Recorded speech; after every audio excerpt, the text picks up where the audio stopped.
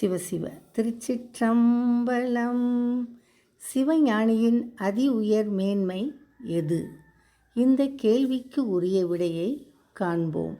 நிலைபேறு உடைய இறைவனை தம் உள்ளத்தில் உறுதியாக நிலைத்து வைத்துள்ள சிவஞானிகள் நீராடும் நீர்நிலைகள், நிலத்தில் வாழும் மக்களின் பாவங்களை கழுவும் புண்ணிய துறைகள் ஆகும். சிவஞானி ஒருவர் தங்கியிருக்கும் இடம் சிவன் உறையும் கோயில் ஆகும். சிவஞானியை தேடிச் சென்று மலரால் வழிபாடு செய்வதாலும் அவரின் திருமேனியை தம் மனத்தில் தியானிப்பதாலும் மக்கள் செய்த பாவங்கள் ஒழியும். இதுவே சிவஞானியின் அதி உயர் மேன்மை ஆகும்.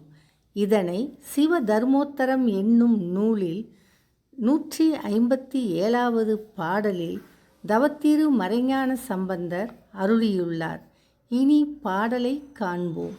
நீடும் பொருள் ஒன்று உண்டு, எனவே நெஞ்சம் அதனுள் நிச்சயித்தார்.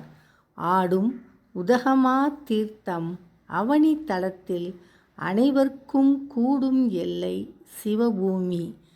கொடிய வினைகள் கெட நினைவார் தேடி அவரை அர்ச்சிக்க சிந்தை செய்க சிறப்புறவே.